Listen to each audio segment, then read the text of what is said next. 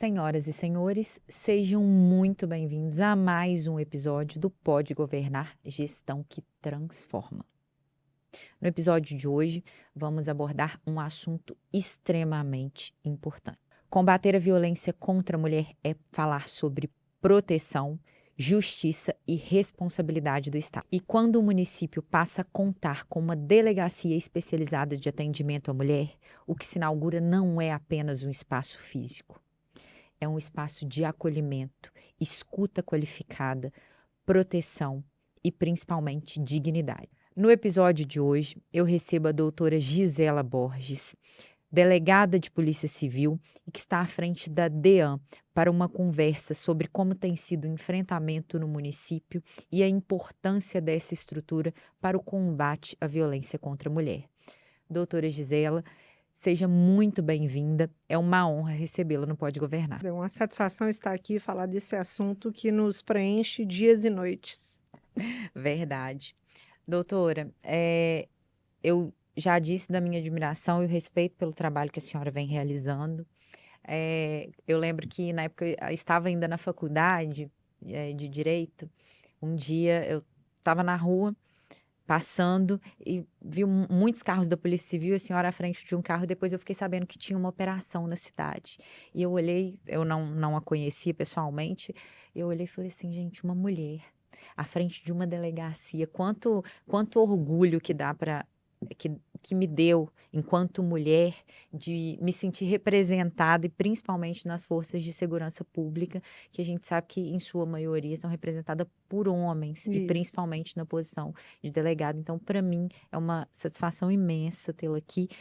Te parabenizo, agradeço pelo seu serviço de coração, sei tudo que a senhora representa para a nossa cidade, principalmente para nós, enquanto mulheres. Nos impulsiona esse tipo de fala, porque assim como você já afirmou e eu reafirmo, a delegacia ela é predominantemente masculina.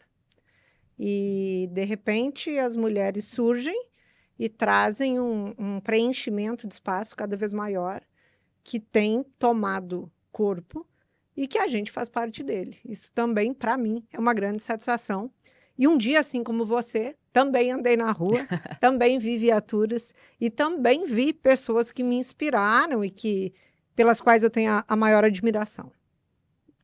Doutora, antes da gente entrar no assunto propriamente dito, eu gostaria que a senhora me contasse um pouquinho de como foi essa construção da doutora Gisela, e um dia surgiu esse sonho no seu coração de ser delegada de polícia, de ser policial. Como que foi essa construção na sua formação?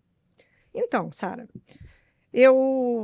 por acaso do destino, quando criança, nasci e morei o tempo todo no mesmo lugar, e a minha casa era vizinha de uma delegacia de polícia. E eu achava o som da viatura, da sirene, o entra e sai, uma coisa absolutamente interessante, e aquilo me instigava.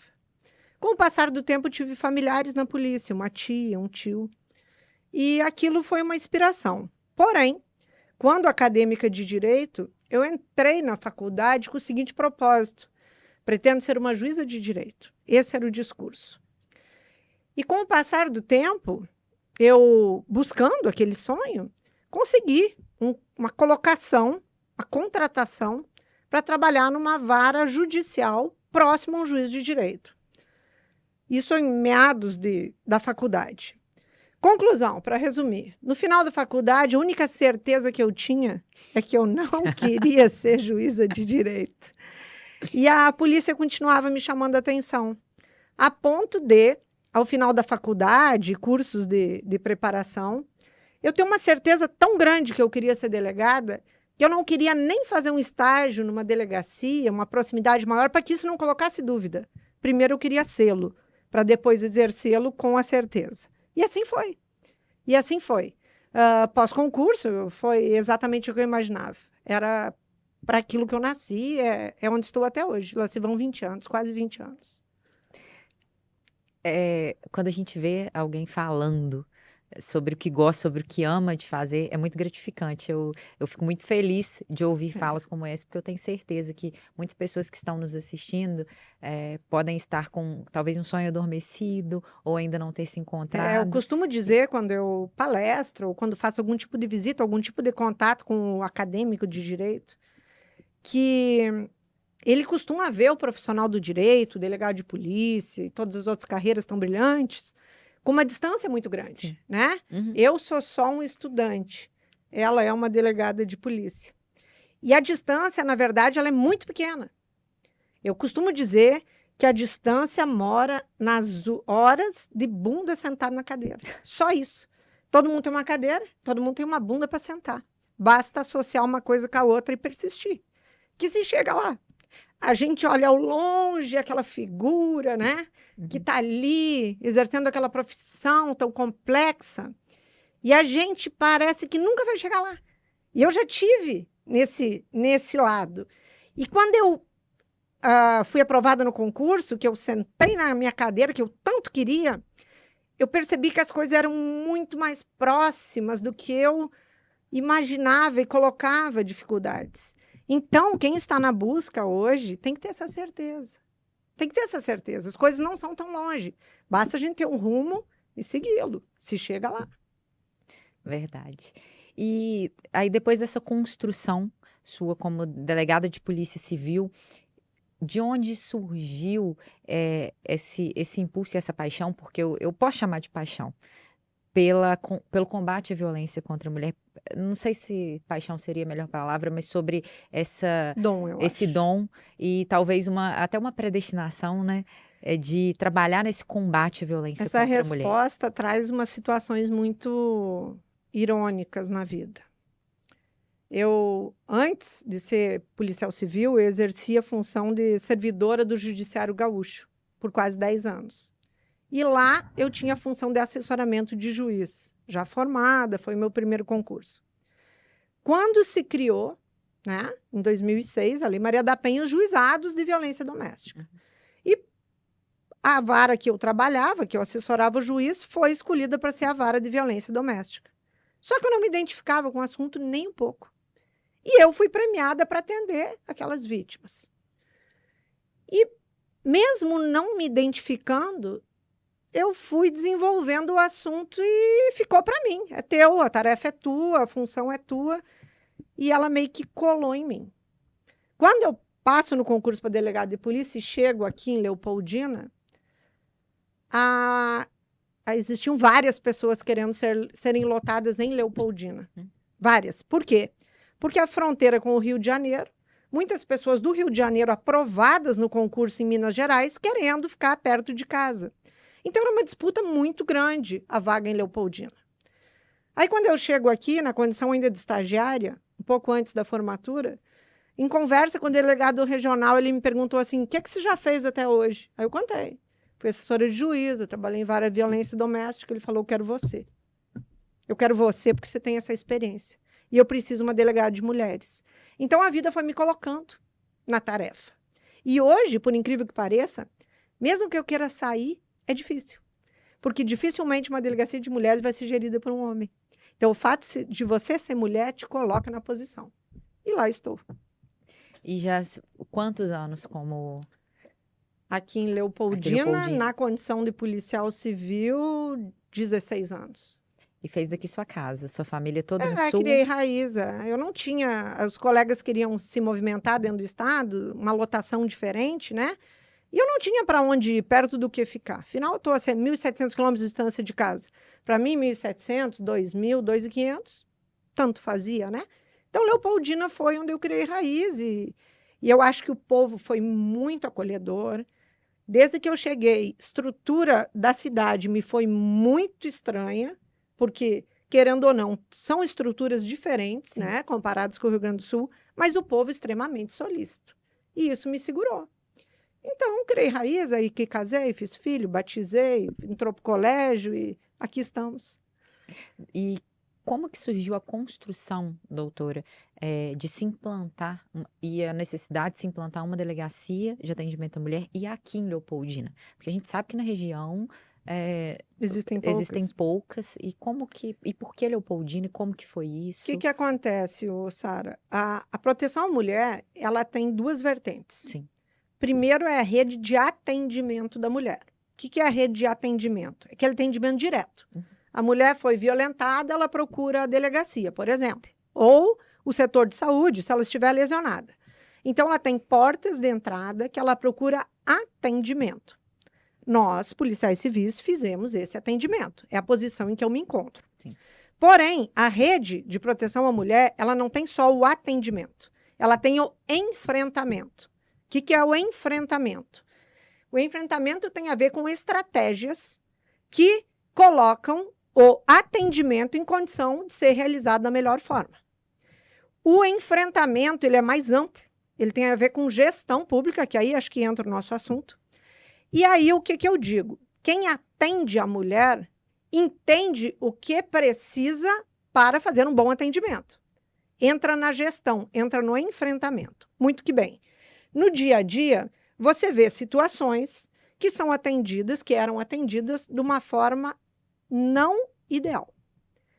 Aí, naquele vai e vem de delegacia, você se depara com uma mulher machucada num corredor, em que, ao mesmo tempo, lá estão pessoas tratando de documentos de transferência de veículo, que é o Detran, pessoas que são autores de roubo, de furto, vítimas de outros crimes, mistura situações de estelionato, enfim, inúmeras ações policiais misturadas com uma vítima que tem que ter, na visão de proteção integral, um atendimento especializado, humanizado e mais discreto. Atendendo as mulheres, então, na rede de atendimento a qual me incluo, eu percebi que se precisava uma estrutura, um espaço e, logo, uma ação de gestão pública para melhorar aquele atendimento. E aí, como que se faz? A gente sabe que as forças policiais e estatais nem sempre chegam a suprir aquilo que você precisa. Então, você corre atrás. E aí você bate em inúmeras portas. Daria para enumerá-las aqui até amanhã e se constrói. O poder público municipal foi pedra fundamental, em sentido amplo falando. Prefeitura, vereadores, Câmara de Vereadores, os empresários, foi uma união de esforços e quando se viu, nasceu a Delegacia de Mulheres em Leopoldina. Foi um projeto fantástico. Eu lembro que uma vez, em uma das nossas conversas sobre a Delegacia de Atendimento à Mulher, a gente estava falando de alguma, né, quando eu trabalhava na prefeitura, falando de algumas estruturas, alguns equipamentos que precisava, a senhora falou assim, porque eu preciso tirar o atendimento das mulheres de uma sala comum. A assistente social precisa ter um lugar para trabalhar, porque aquela mulher precisa se sentir protegida. Então, eu preciso daquela sala funcionando, porque eu preciso receber essas mulheres. Porque na época a gente tinha, por exemplo, um registro de ocorrência de violência doméstica em meio a qualquer outro. Então, a vítima estava num balcão, num corredor, falando com um policial que estava sob um vidro, né, do lado de lá do vidro, relatando o fato que ela sofreu. E as pessoas transitando ao redor, muitas vezes ouvindo aquela fala. E a gente sabe que os fatos envolvem família, envolvem sentimento, envolvem intimidade. Eles são extremamente difíceis de serem expostos. E mais, a pessoa expõe o fato com um enfoque num dia. Sim. No outro, talvez ela tenha outra visão do que aconteceu.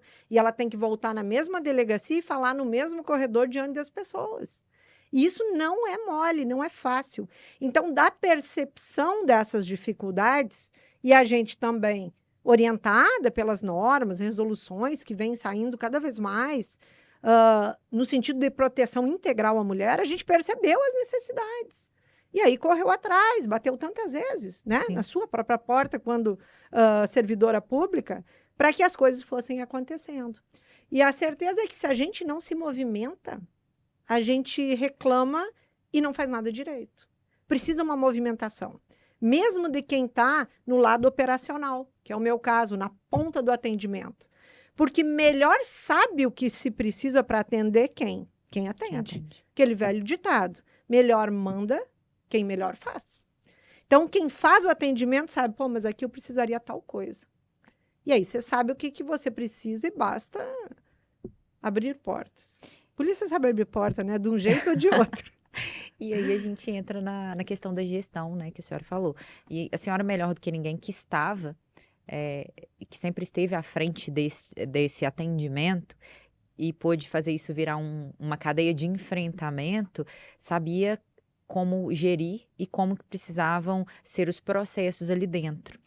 E quando a senhora Exatamente. fala numa cadeia de enfrentamento, a senhora tem como explicar para a gente um pouco de como é a cadeia do atendimento hoje, quando uma mulher é vítima de violência, que ela quer procurar a delegacia, como que funciona esse atendimento? Então, hoje nós estamos organizados em rede de proteção. Sim, Os municípios vêm se organizando e Leopoldina está muito à frente de muitos municípios já em função desses movimentos que a gente participa.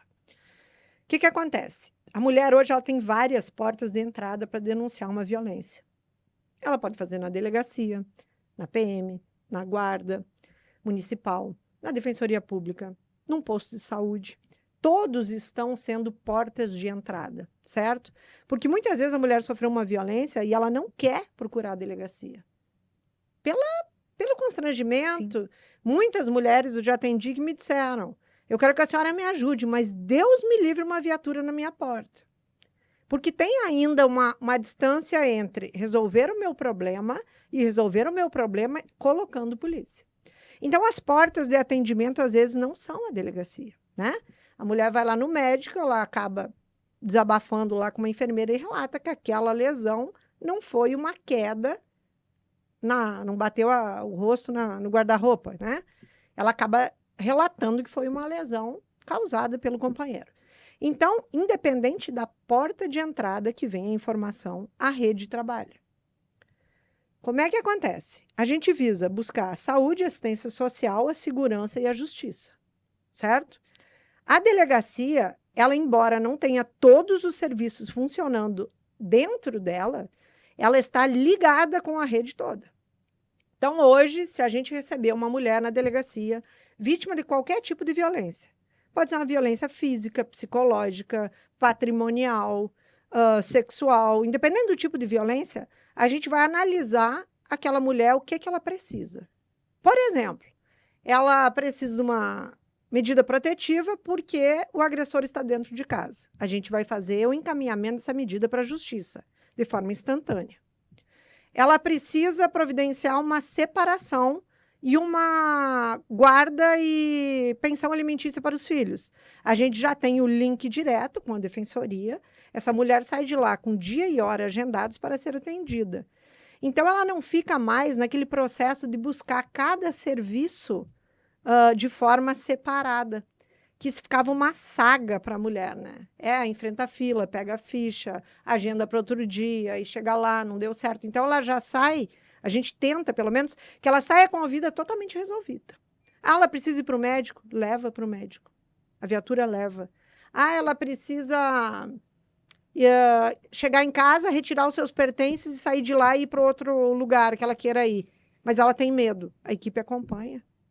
Então, a gente faz uma blindagem para essa mulher, para tentar proteger ela de forma ampla. E para todo esse atendimento, muitas vezes atendimento médico, atendimento psicológico, isso conta com o apoio da rede pública, né? Da rede do município. Rede Então, pública municipal, completamente. A gente se apoia no serviço do CRAS, do CREAS, dos postos de saúde, do hospital, da assistência social. É uma integração de forças, né? Todas governamentais, que no final conseguem uma proteção mais em massa, né? Em massa. Não posso visar. Hoje, a delegacia não visa só a segurança sim, pública, não visa só a responsabilização do agressor. Isso é o nosso número 1, é o nosso carro-chefe. sim. Eu preciso prender se a lei me der ferramentas. Se o fato exigir, eu preciso prendê-lo.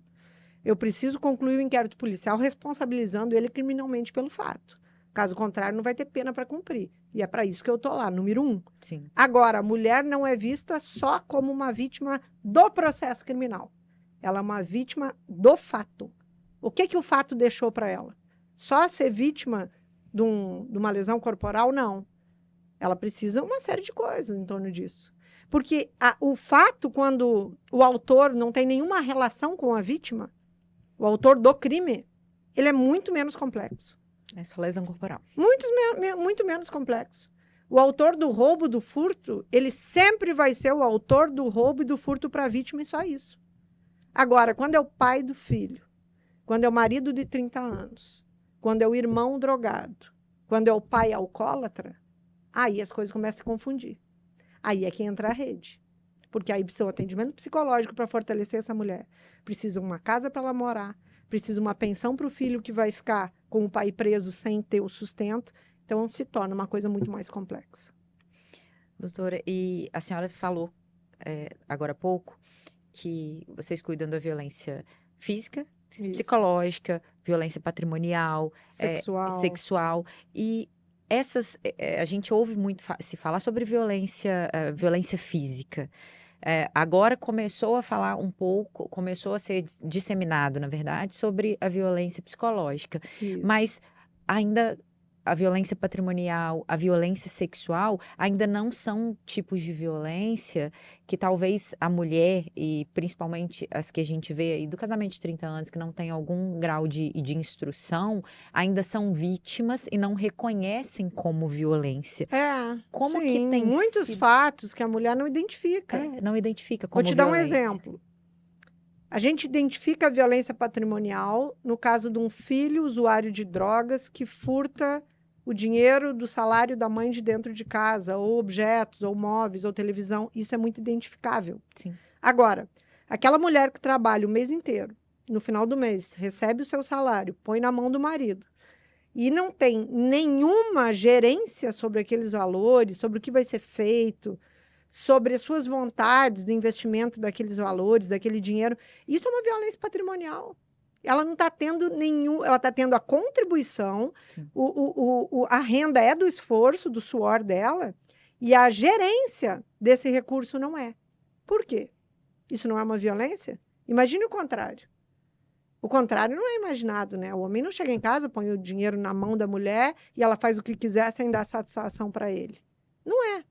Eu estava vendo uma entrevista hoje interessantíssima da ministra Carmen Lúcia, que ela dizia assim, quando perguntam quando que o Supremo Tribunal Federal vai ser igualitário entre homens e mulheres, ela falava assim, quando todos os ministros forem mulheres por mais de 100 anos. Por quê? Porque até agora nós tivemos todos os ministros homens, na maioria do tempo de existência do Supremo, e uma mulher ou duas. Quando o jogo virar e todas forem mulheres e lá permanecerem por muitos e muitos anos, a gente vai chegar na igualdade. Mas isso é surreal, né? Isso não é admissível. Se entenderia que as mulheres tomaram um espaço que não é delas. Por quê? Porque pegou demais, quis a totalidade. Mas totalmente homem, a gente ainda aceita, né? Então, o machismo e o diminuir o feminismo, ele está inserido muitas vezes em nós mesmas, sem perceber, né? Sem perceber. Porque a gente foi criada pelo patriarcado.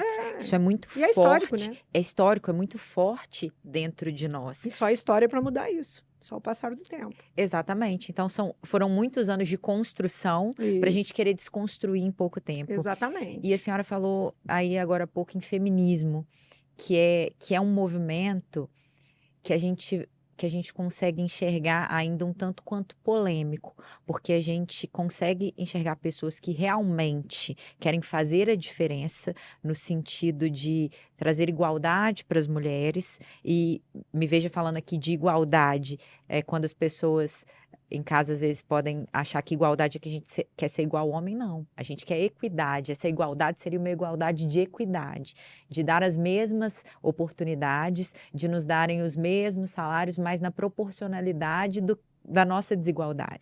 Mas eu acho que a gente tem tomado muito espaço. A gente tem tomado muito espaço. Vou fazer um comparativo aqui. Meu concurso de delegado de polícia é do ano de 2007. Sim. 2007. Eram aprovados na Academia de Polícia 200 homens e 40 mulheres. O último concurso já estava quase à metade. Então, as mulheres estão tomando muito espaço, estão, eu acho, que virando esse jogo. E eu creio que, com o passar do tempo, o mundo ficará, me perdoem os homens de dizer isso, mas o mundo ficará menos violento e melhor com as mulheres na liderança. Eu ouso dizer que se as mulheres estivessem na liderança, o mundo não estaria em guerra. Será que alguém duvida disso? A mulher tem muito mais o papel de cuidadora, É. de apaziguadora dos ânimos. Eu acho que o afeto pelo O outro, afeto, o olhar pelo exatamente. outro. O olhar com carinho, o olhar com ternura, o olhar de compreensão é muito maior. Quando se fala em tantas crianças mortas em um mês de guerra, será que uma mulher no poder permaneceria na guerra? Acho que não. Então, eu acho que nós estamos tomando um espaço importante e estamos, assim, de forma galopante, chegando lá. Eu acho que o futuro, ele tende a ter um mundo melhor pela atuação do feminismo. Creio muito nisso. Sim. E quando eu ia falando sobre a atuação do feminismo, a gente também encontra poucos ainda, mas que distorcem também o movimento, né, doutora? Porque tem aquelas nuances, né? Sim. Muitas pessoas que estão no movimento, elas não buscam o movimento. Então, isso mina o próprio movimento, né? Estão ali pelos motivos errados. Levanta uma bandeira com interesse outro, travestida do interesse da maioria feminina, que não é. E isso acaba minando o movimento. Então, aquelas pessoas que têm um interesse contrário, elas se firmam nisso. Sim. Nas nossas próprias falhas. Exatamente. Né? Nos nossos próprios defeitos, né? E aí nos torna mais fracas. Isso é inevitável. E isso a gente vê também nas cobranças de população. Porque, infelizmente, quando a gente fala de gestão pública, seja na gestão das forças policiais, seja na gestão municipal, nós temos que compreender que nós temos os nossos interesses, mas que as forças de lei e o executivo municipal e o legislativo, ele governa para o povo, né? E não para um só interesse, o interesse pessoal. Isso. É diferente né, no caso da violência contra a mulher, a gente tem ali o atendimento daquela vítima. Mas, num todo, quando a gente trata de políticas e de ações, a gente traz essas políticas e essas ações para a coletividade. Então, quando as pessoas elas colocam os seus interesses pessoais à frente do interesse de uma coletividade, isso acaba ficando muito difícil, porque a gente não consegue atender a todos os interesses pessoais, e isso eu digo enquanto gestão. Sim, eu acho que a gestão, ela tem que ser focada no problema. Sim. Né? Independente de quem é a vítima do problema. Hoje nós temos um problema de feminicídio, então vamos focar no feminicídio. É a mulher que é vítima, ok. Mas se o nosso problema, primeiro, fosse o homicídio, talvez a vítima fosse o homem, porque se a gente fala de homicídio hoje, fora da violência doméstica, homicídios que não são decorrentes de ações criminosas praticadas no interior do lar, eu acho que 95% ou mais as vítimas são homens. Então a gente tem que focar no problema quando pensa em gestão. Sim. E não na pessoa, né? Claro que resolvendo o problema, você resolve o problema da pessoa, mas amplamente.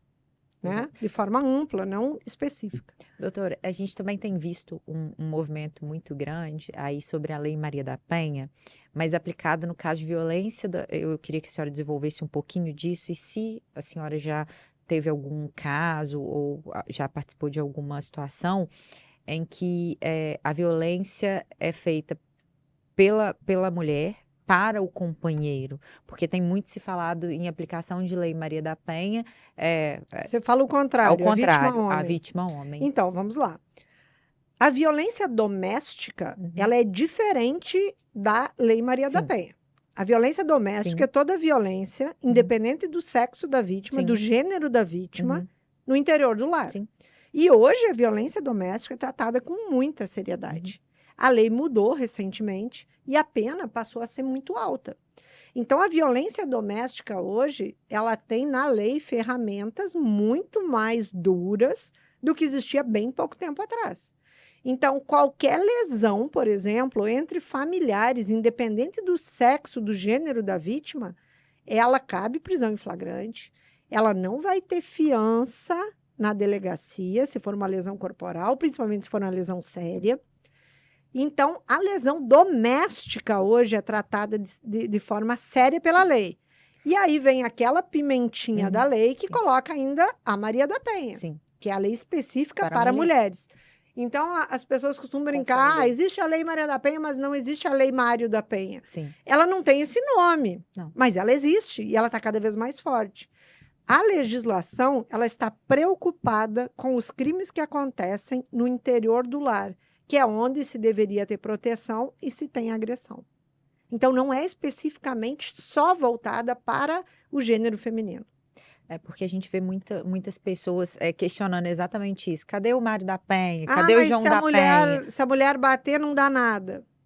Dá. E não é bem assim. Dá. Inclusive mulher com mulher, né? Sim. Irmãs, mãe, filha, avó com neta. Isso é comum acontecer. E o tratamento legal, jurídico, criminal é muito sério. É muito sério.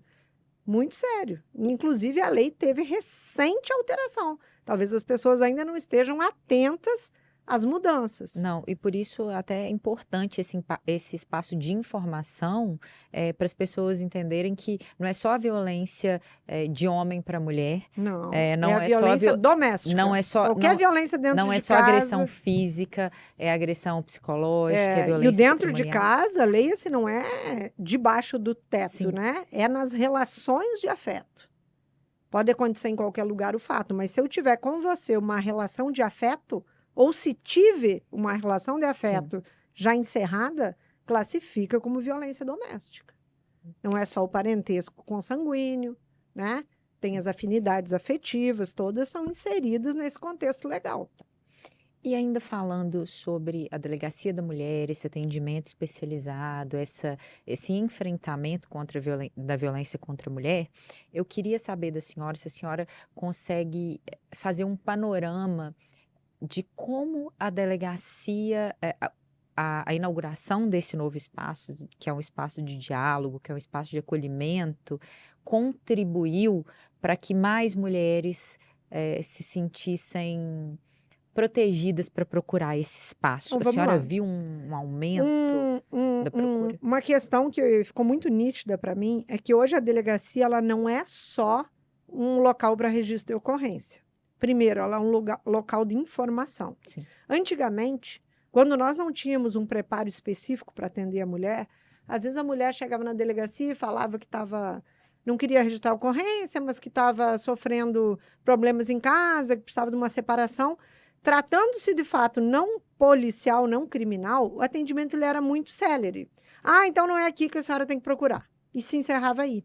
Hoje não, hoje essa mulher é acolhida, ela vem para dentro da delegacia para a gente recebê-la na sala de acolhimento, onde lhe é informados todos os seus direitos e o que ela pode fazer ou não em relação àquilo que ela está sofrendo. Seja uma ação policial ou não. Então aí eu acho que já é um ganho. A mulher é trazida para um contexto de, ok, não é um problema criminal, mas qual o seu problema? E quem vai lhe ajudar? Ela sai com esse fato mais claro, direcionado de lá. Outra coisa, a mulher hoje acho que tem menos vergonha de procurar a delegacia, porque ela sabe que é um ponto de referência que está preparado para atendê-la, que não vai recebê-la só como mais alguém que veio aqui chorar, né? Como alguém que está vendo aquela mulher com todo um contexto problemático que precisa ser resolvido. Então, acho que isso encoraja. Outra coisa, a gente consegue hoje dar uma celeridade no atendimento melhor. Então, aquela mulher que às vezes era vítima 1, 2, 3, 4, 5 vezes, hoje não. Hoje ela registra uma ocorrência, pediu uma medida protetiva. Houve um descumprimento, a ação policial é rápida. Então, a gente evita novos fatos. Aí a gente pode pensar assim, por um lado, o diminuir o número de ocorrências pode ser a falta das mulheres denunciarem, mas pode ser o controle também da segurança pública acontecendo. Era comum a gente ter um leque de inquéritos dos mesmos autores e vítimas. Hoje não é mais comum. Hoje a gente tem uma atuação mais rápida. A gente tenta resolver o problema, seja com uma prisão preventiva, seja com uma medida protetiva, de uma forma muito mais célere. E saber que uma cidade tem um enfrentamento da violência e leva esse enfrentamento de forma séria, e principalmente quando a mulher chega na delegacia que ela é atendida, isso também inibe um pouco aqueles abusadores né, Acredito que sim. os autores da violência de praticar essa violência, leva eles a pensarem 2 ou 3 vezes antes de praticar essa violência, Acredito que ou de sim. descumprir uma medida protetiva. Eu acho que a gente começa a construir uma ideia, não é um medo Não, pro não é um agressor, medo, não, mas mas é uma certeza de que a responsabilidade vem, né? exatamente. Eu já tive situações que eu atendi autores de fato na delegacia, que depois do atendimento, eu conversei com a pessoa, dei os esclarecimentos, ele estava sendo preso e tal. Ele falou assim para mim, só não me põe com aquela delegada lá de mulheres, não, hein? Não me põe naquela delegacia, porque era à noite, num sistema de plantão, ele achava que eu não estava na delegacia de mulheres. Por quê? Porque quando fala da delegacia de mulheres, já existe uma ideia de que o agressor vai ser tratado com seriedade no assunto, né? Eu acho que já se cria isso. E a gente vê que quando o poder público ele cria essas oportunidades de entrada realmente para essas mulheres terem atendimento, tratar isso de maneira séria, ele cria também uma ruptura desse ciclo de violência e de dizer o seguinte, ó, não, nós não aceitamos mais. Aqui não. Na minha cidade, esse tipo de violência, E eu ele acho não que é hoje aceito. aqui as mulheres estão com disponibilidade de serviços que ela querendo tomar As atitudes. outro rumo, outra atitude, ela tem um suporte. E, Ela tem um suporte. E, doutora, a gente sabe que a Lei Maria da Penha, hoje, ela já é incondicionada à representação, né? Porque antes a gente tinha A muitos... maioria dos crimes, quase a totalidade. Então, a gente tinha... Dos crimes mais comuns, a totalidade. Sim, a gente tinha um leque de mulheres que talvez, naquele momento ali, que realmente já não aguentavam mais aquele tipo de agressão, iam lá e denunciavam. E depois retirava a e depois representação retirava a criminal. representação. Exemplo do crime de ameaça, né? O Sim. crime de ameaça era o número 1 de denúncias, de instauração de inquérito e de encerramento de inquérito pela retirada da condição de procedibilidade, que é a representação. Sim. A mulher representava, no outro dia relevava. Hoje não existe mais a possibilidade legal, né? A ameaça ela não é condicionada à vontade da vítima. Então foi um dos crimes assim que foi divisor de águas. Hoje, querendo ou não, o autor vai responder por aquela ameaça. Claro que, infelizmente, existem casos que o autor está sendo processado pela ameaça e a mulher está com ele na audiência, ajudando a pagar o advogado para ele. Infelizmente, isso existe. Mas a lei deu o seu passo. Aí basta a mulher fazer as suas escolhas, que também são muito sérias, né? A mulher tem que ter a sua postura. Ela tem que dizer que aquilo ela não aceita mais. Então, a lei fez a parte dela, né? E agora cabe à mulher entender Cabe esse à mulher espaço entender. e que ela tem um espaço para uma escuta, ela tem um espaço para acolhimento, ela tem espaço para atendimento e principalmente para ela sair daquela situação de vulnerabilidade física, vulnerabilidade emocional e até uma vulnerabilidade patrimonial, né? Porque hoje a gente sabe que se uma mulher ela chega até a delegacia, ela não tem para onde ir, até isso vocês conseguem providenciar, né? Então, a maioria acolhimento. das vezes, a mulher tem um suporte familiar, Sim. né? Às vezes nem é na cidade, né? Às vezes ela precisa de um deslocamento, precisa de uma passagem intermunicipal, isso tudo a rede resolve. Em locais próximos, a própria delegacia leva, né? Não precisa nem ser dentro do município, dá para deslocar para outros municípios, a gente tem estrutura, tem viatura que consegue fazer esse serviço. E caso seja mais distante, ela tem inclusive o apoio, né, da rede municipal no serviço de assistência social para fazer esse novo lar para ela, né, o deslocamento. São raras as vezes que a mulher não tem qualquer suporte. Sim. Nesses casos, a gente recorre a outros municípios, se necessário for, para colocação em abrigos temporários. Também tem essa possibilidade. A gente tem um abrigo temporário, o de Cataguases, não é? Em Juiz de Fora. Mas são raros os casos. Por quê, Sara? As mulheres, geralmente, elas não querem um abrigo. Elas querem um novo lar, Sim. né? Até porque elas estão com os filhos, a maioria das vezes. Então, não se tem aquela identidade de casa no abrigo. Uhum. O abrigo é a ideia o quê? Temporária, para essa noite, para esse momento, né? Não é a ideia de fixação de residência, até porque não é esse o papel do abrigo. Não. Então, a gente tenta, na maioria das vezes, esse contato familiar, né? Fazendo o lado social também, para que a mulher tenha, inclusive, uma companhia, né? Ela está lá com a tia, ela está lá com a prima, ela está lá com os pais. Com alguém que vai acolher, entender Alguém que aquele vai momento. acolher naquele momento. Exatamente. E é um trabalho muito bonito que vem sendo desenvolvido. Eu tive a oportunidade de, no ano passado, final do ano passado, estar lá na Estônia, uma palestra, uma roda de conversa de mulheres. A senhora estava lá, a Josi, que Sim, é assistente social daqui, do CREAS. do CREAS, assistente social lá de Cataguases, estava falando do projeto muito bacana que eles tinham lá, a Casa de Maria também, lá em Isso. Cataguases. Tem um suporte também semelhante àquilo que a gente desenvolve aqui na Delegacia de Mulheres. E naquela oportunidade, ouvindo tudo que é falado sobre o combate à violência, a gente consegue enxergar como a rede está bem estruturada, né, doutora? Sim, cada vez mais. Cada vez mais Eu bem acredito estruturada. que também, assim, ó, as leis, as resoluções, elas vêm cada vez mais amarrando o serviço público na criação de ações de enfrentamento, na criação de espaços, de serviços, né? A bandeira, ela está sendo muito levada, inclusive para os interiores dos estados. Então, os municípios, aos poucos, estão se estruturando, né? É difícil chegar num município que não tem serviço nenhum para prestar. Sim. Por menor que ele seja. Claro, às vezes ainda é deficitário, é iniciante, mas já tem aquela sementinha plantada ali que tende a progredir para um atendimento mais completo. Isso, e mais do que falar em atendimento também, esse movimento vem no sentido de orientação para que essa violência não aconteça. Isso. E para que essa mulher já perceba a prevenção, isso, né? A prevenção. Então, a gente tem eventos inúmeros, né, durante o ano, que são palestras, que são redes de rodas de conversa, suporte de informação, porque muitas vezes a mulher quer saber como é que funciona uma medida protetiva, ela não tem noção direito como é que na prática isso funciona. Sim. E ela tem vergonha de ir numa delegacia perguntar. Então, hoje tem os chats, tem os sites, né? Os institutos, as ONGs, todas munidas de muita informação.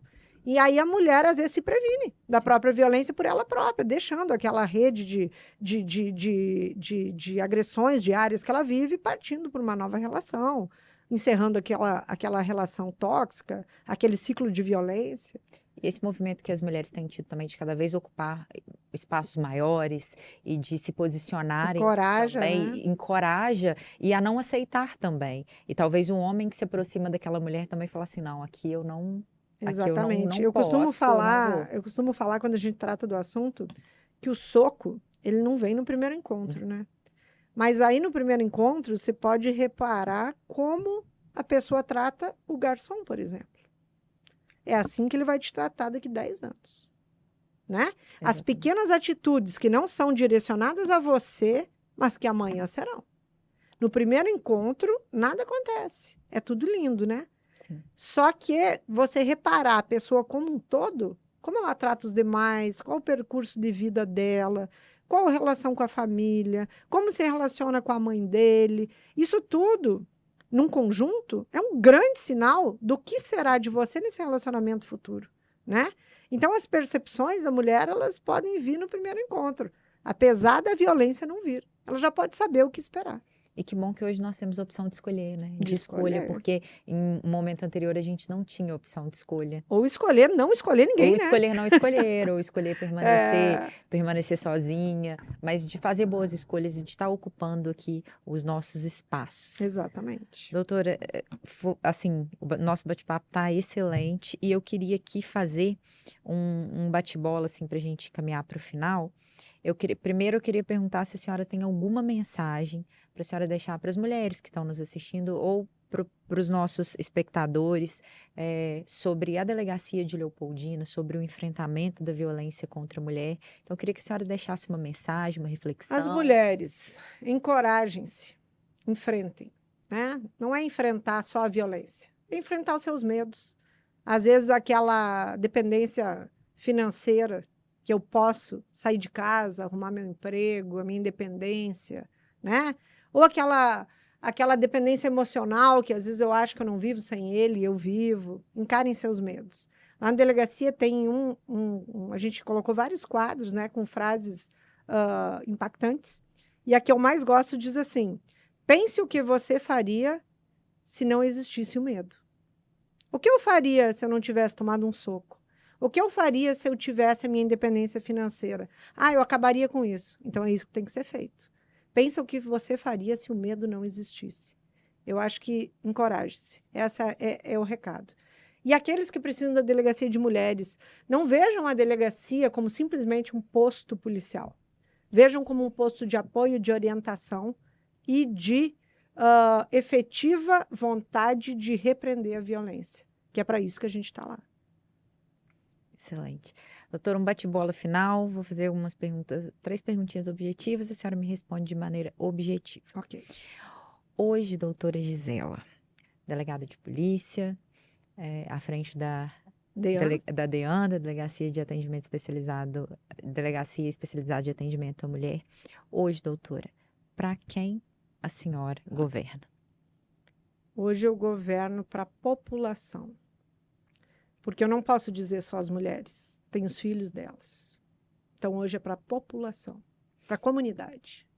Gestão pública é? É ação, é fazer. E daqui a muitos anos, quando a senhora estiver lá aposentada com seus filhos. Isso é nesse ano. Isso é em dezembro. Qual legado que a senhora quer deixar?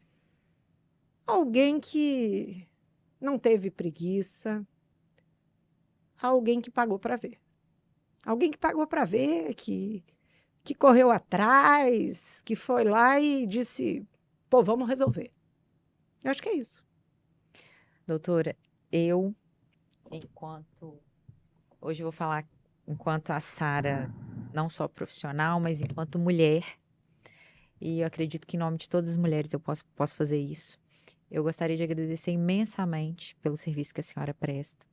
Queria agradecer imensamente pela delegacia que a gente tem aqui disponível, porque eu me incluo, porque a gente tem uma delegacia que a gente vai se sentir acolhida. Isso é importante falar, Sara. Essa delegacia, ela teve o pontapé da gente, mas ela só foi possível com a colaboração de inúmeras pessoas. Exemplo de você sabe disso, trabalhou nesse processo pra caramba. Então, ela é uma conquista de Leopoldina e para Leopoldina. Leopoldina construiu para usufruir. Então, esse pontapé inicial, que às vezes dizem, você foi idealizadora, foi só o pontapé inicial. Além dele, veio muito. Então, eu acho que vale muito a gente parabenizar os administradores, os gestores, os empresários, a comunidade que colocou lá verba, que colocou dinheiro, que resolveu o problema e que fez acontecer. Eu acho que tem que ter essa parabenização de mim para a comunidade também. E faço aqui esse espaço uma oportunidade para fazer isso. E eu fico muito agradecida por esse espaço, fico muito agradecida pela senhora ter aceitado o convite. Saiba que Uma honra. quando eu estava lá na faculdade, que eu vi a senhora passando aquele carro de polícia, naquela operação, que eu não me esqueço, tá? Uhum. Não me esqueço. A senhora estava com o cabelo preso, colete. Eu falei assim, gente, olha só, uma mulher à frente de uma delegacia, na época ainda não era delegacia especializada de atendimento à mulher, mas olha a força que a gente tem. Tenho certeza que, assim como para mim, a senhora foi uma grande inspiração e motivo de coragem para muitas outras mulheres. Fico feliz então, com isso. eu agradeço muito pessoalmente e em nome do nosso podcast, obrigada por ter aceitado o convite. Essa é uma pequena homenagem nossa para a senhora, pelo serviço que a senhora presta e por toda a atenção que a senhora tem e principalmente pela humanidade com que a senhora trata todas as pessoas que vão até lá precisando de apoio, precisando de ajuda. Muito obrigada. Fico lisonjeada, isso aqui para mim vale muito. Tem coisas que nos movem e nos impulsionam. E pode ter certeza que isso aqui é uma delas. Obrigada. Fico muito feliz. Pessoal, esse foi mais um episódio do Pode Governar. Hoje recebemos a doutora Gisela de Borges de Matos, que é a delegada da Delegacia Especializada de Atendimento à Mulher de Leopoldina. Tivemos um bate-papo muito importante, muito esclarecedor. Eu queria dizer para você, mulher, você que está em casa, você não está sozinha. Procure ajuda, denuncie. Você pode muito mais, você pode tudo aquilo que você quiser. Esse foi mais um episódio do Pode Governar. Te aguardo no próximo.